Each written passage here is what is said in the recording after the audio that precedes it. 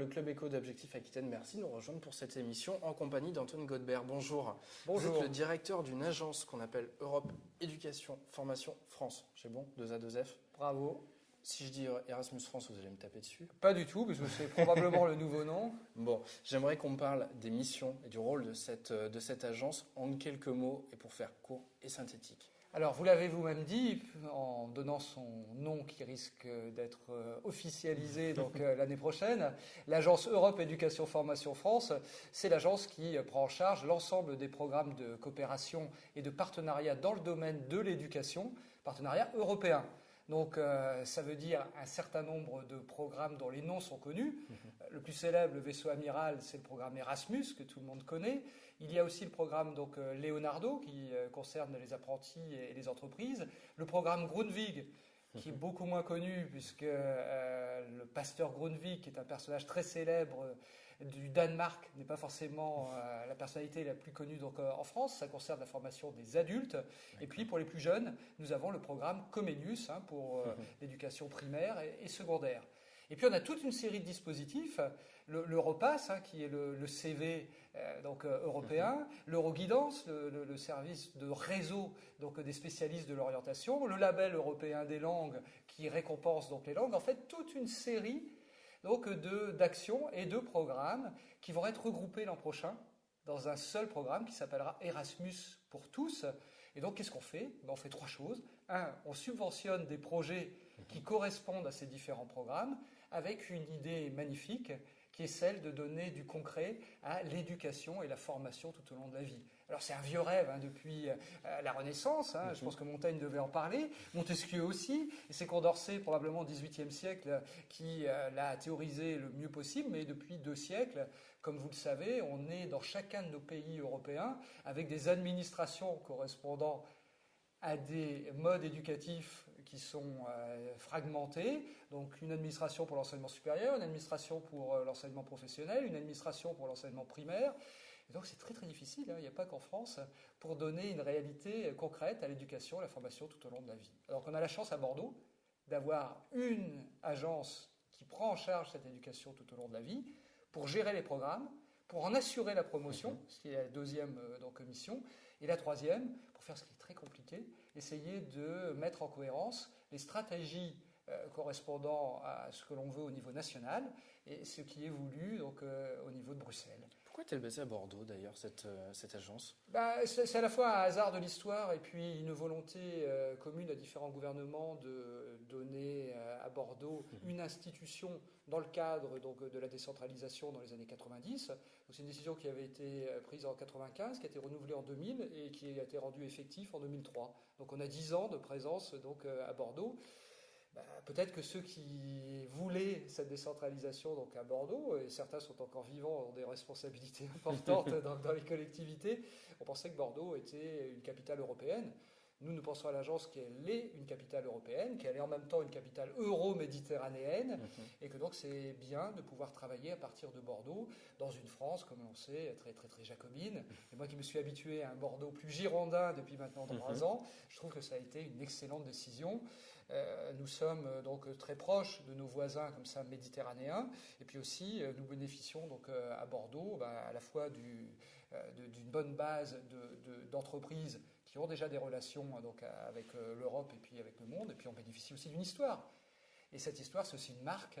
Et quand je dis à travers le monde, parce que le programme l'an prochain, Erasmus pour tous, va être ouvert au monde entier, c'est-à-dire que les échanges qui aujourd'hui étaient des échanges qui étaient circonscrits aux étudiants, et pas simplement les étudiants, à tous ceux qui veulent apprendre et faire une mobilité pour apprendre, c'est vrai pour les cadres, c'est vrai pour les seniors, c'est vrai pour les plus jeunes, et ils pourront aussi maintenant venir du monde entier.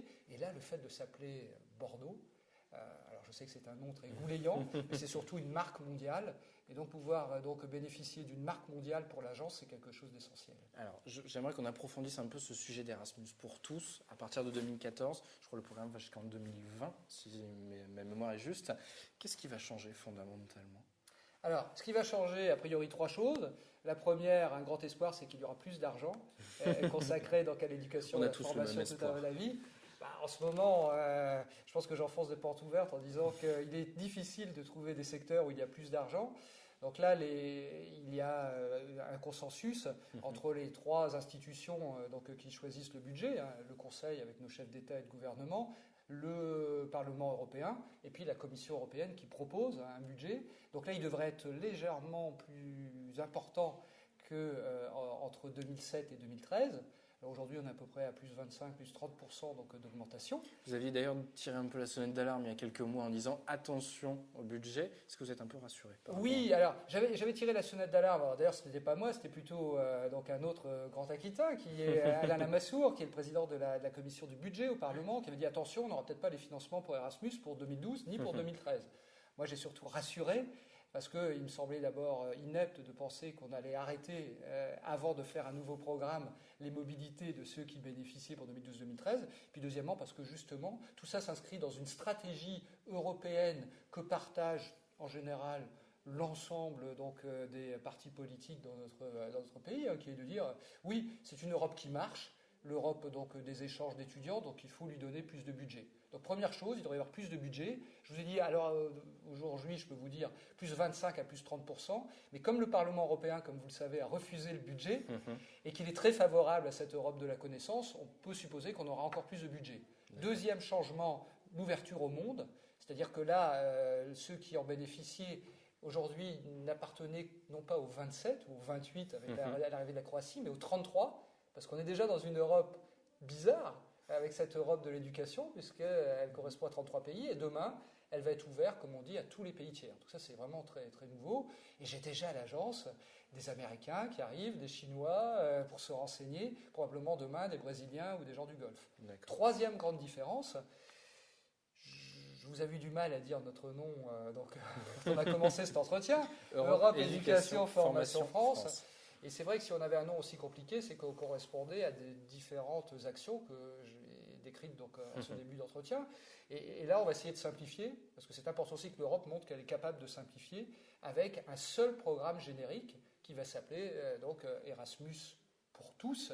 Et le pour tous va être très important, c'est-à-dire que l'effort va être porté pour ceux qui aujourd'hui ne bénéficient pas assez, probablement de nos possibilités de subventionnement, d'échange. C'est particulièrement vrai pour les entreprises et pour les apprentis, qui vont être une des cibles prioritaires. C'est vrai aussi pour tous ceux qui encadrent dans les établissements de formation, les chefs d'établissement. Ça va être vrai aussi pour les formateurs eux-mêmes, les professeurs dans l'enseignement secondaire ou l'enseignement supérieur, et les formateurs dans la formation professionnelle. Tout ça vont être des cibles privilégiées pour la période 2014-2020. Et c'est important que l'on se rende bien compte que le succès du programme Erasmus, parce qu'on a tous, je suis sûr, Michael, que vous avez un parent qui a bénéficié du programme Erasmus, on a tous un parent qui a bénéficié du programme Erasmus, on a tous vu le film de Clapiche qui, dans les années 90, l'avait encensé. Et donc ce vrai succès, c'est un succès qui a été basé sur deux choses. Le premier, c'est une extrême adaptabilité. Aujourd'hui, nous avons un programme Erasmus, qui est un programme qui permet de faire une mobilité d'études, mais nous avons maintenant beaucoup qui le choisissent pour faire une mobilité de stage dans une entreprise.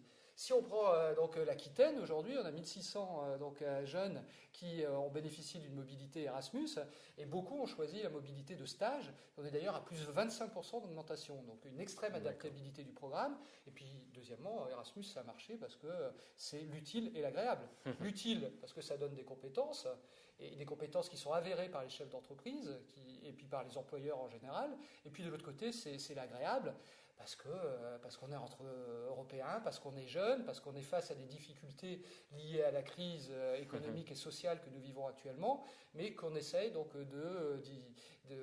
d'y répondre ensemble en acquérant des compétences et en vivant une vie quand même assez agréable de jeunes dans un autre pays, tout en devant, bien entendu, comprendre les difficultés du pays dans lequel on passe un peu plus de 6 mois, puisque la moyenne c'est 6,7 mois aujourd'hui, donc un peu plus de 6 mois. D'accord. Donc le grand progrès, ça va être de profiter du succès des 25 ans du programme Erasmus pour les étudiants et de permettre à tous les autres, en dehors des étudiants, d'avoir la même chance que les étudiants qui en ont profité depuis 25 ans. Est-ce que les entreprises sont suffisamment conscientes de ce que vous pouvez leur apporter ? Je pense à Leonardo, qui est un programme sur lequel elles peuvent voilà, dont elles peuvent retirer réellement des bénéfices. On n'est jamais assez conscient quand on est chef d'entreprise. Je l'ai été donc moi-même et mea maxima culpa, je ne m'intéressais pas assez, j'en suis rendu compte après, aux programmes de formation que l'Europe pouvait financer. Parce que souvent, y compris dans ces années de crise, on est obnubilé à juste titre par son chiffre d'affaires et par l'élargissement de son marché. On ne fait pas toujours suffisamment attention à la formation. Là, l'Europe permet de financer des choses qui permettent aussi parfois de rapprocher les entreprises et de créer des partenariats au-delà de la formation. Donc Leonardo, c'est ça. Leonardo, c'est aussi la possibilité pour des jeunes dans tous les domaines donc, de pouvoir connaître d'autres entreprises et parfois d'être à la base de rassemblements d'entreprises. Et demain, Erasmus pour tous va mettre en avant quelque chose d'un peu neuf, une sorte de révolution culturelle dans nos programmes. On privilégiait beaucoup les mobilités individuelles dans les anciens programmes, sur le type de l'étudiant d'Erasmus joué par Romain Duris dans le film. Et là, on va vraiment privilégier les partenariats, c'est-à-dire la capacité à mettre en place un projet sur plusieurs années et donc qui ne s'arrêtera pas à la fin de la mobilité individuelle. Et là, ça concerne non seulement les entreprises, mais aussi les collectivités et les acteurs académiques donc, au sens classique du terme. Et ces partenariats que la Commission appelle partenariats stratégiques seront dotés de financements beaucoup plus importants que pour les mobilités simples. Et je pense que ça va être très intéressant pour les entreprises de pouvoir ainsi accentuer des partenariats qui existent déjà. Pensez aux pôles de compétitivité, par exemple, chez nous, qui ont été institutionnalisés dans certains pays, et en même temps de se rapprocher des universités. C'est une ancienne dans notre pays, et probablement aussi des formations du secondaire. On a vu le débat qu'il y a eu il y a quelques jours sur l'introduction de cette connaissance de l'entreprise dans le secondaire. Nos partenariats dans le cadre du nouveau programme devraient permettre donc de faciliter ce rapprochement entre le monde académique et le monde des entreprises. D'accord. Quels sont vos prochains grands rendez-vous? Puisque, on le sait, une de vos missions est aussi de promouvoir l'Europe, si je puis dire, ce qui n'est pas toujours simple quand on sait qu'elle est parfois un peu mise à mal, en tout cas dans certains discours, notamment certains discours politiques. Est-ce qu'il y a des rendez-vous justement dans les prochains jours, dans les prochaines semaines qui vont être particulièrement importants On est en pleine actualité, puisque nous aurons notre conférence annuelle. Alors cette année, en général, on la tient, comme toute entreprise ou comme toute institution, plutôt à la fin de l'année. Là, comme nous sommes à la fin d'un programme, 2007-2013, on a décidé de marquer symboliquement cette fin d'ancien programme en associant notre conférence annuelle avec la quinzaine de l'Europe, autour de la journée de l'Europe qui a eu lieu là dernièrement, le jeudi 9 mai, le jour donc, de l'Europe. Et donc nous avons lundi 13 donc, notre séminaire thématique de réflexion sur notre avenir et surtout notre conférence annuelle qui aura lieu donc, à Bordeaux le 14 où nous amenons les porteurs de projets les plus symboliques. L'agence aujourd'hui, c'est quand même le financement de 70 000 mobilités. Plus de 6 000 partenariats, c'est plus de 33 000 étudiants. Donc on en a sélectionné un certain nombre de ces 6 000 projets qui viennent et qui discutent pendant cette conférence de valorisation qui aura lieu donc, à Bordeaux. Et le 15, mercredi 15, nous avons un grand forum citoyen puisque nous sommes en pleine année de la citoyenneté européenne et comme nous avons une double mission, celle de renforcer l'employabilité de ceux qui bénéficient des programmes et en même temps de renforcer leur citoyenneté. On est dans l'année citoyenne, dans l'année de la citoyenneté européenne, donc nous faisons ce grand forum citoyen au Rocher de Palmer. Donc j'invite tous ceux qui vont regarder donc, cette vidéo à venir pour échanger dans un moment qui pour nous va être symbolique de ce que nous espérons donc incarner, c'est-à-dire l'association de l'agréable. Il va y avoir donc beaucoup de musiciens. Donc dans les musiques modernes et électro comme on connaît bien au Rocher de Palmer, jusqu'au classique donc le soir, et deux grands débats citoyens. Donc l'un autour d'un député européen qui est Damien Abad, un autre autour d'un conseiller régional très intéressé donc, sur les questions européennes qui est Daniel Boulanger. Et nous allons avoir une série d'intervenants donc, de la société civile pour pouvoir échanger sur ce qu'est aujourd'hui la citoyenneté européenne renforcée par les programmes d'échange. Soyons très, très concrets, on dit aujourd'hui que c'est pas parce qu'on a fait une mobilité qu'on est plus européen, donc on va essayer de discuter cette question. On est quand même à un an d'un moment démocratique essentiel avec les élections européennes qui se profilent, un moment qui va être d'autant plus important que pour la première fois, on va pouvoir élire directement donc, celui qui sera la tête d'une majorité politique et qui devra incarner cette légitimité démocratique. Et je pense que c'est important que dans une grande ville européenne comme Bordeaux, on se retrouve avec donc, ceux qui s'intéressent à l'Europe, mais aussi ceux qui en ont un regard un peu plus lointain, mais qui en revanche connaissent bien la musique européenne, pour pouvoir donc aborder ces questions importantes. On est aujourd'hui, et nous sommes très pragmatiques à l'agence, on comprend bien qu'il y a une interrogation générale sur ce que sont à la fois les bien fondés et les résultats positifs donc, de l'Europe. Nous, on n'a pas de difficulté avec ça, parce que je vous l'ai dit, on est l'Europe qui marche, on est l'agence de l'Europe qui marche, et on est fiers qu'à Bordeaux, on puisse donc bénéficier de cette agence de l'Europe qui marche. Donc ce forum citoyen, ça sera un moment extrêmement important.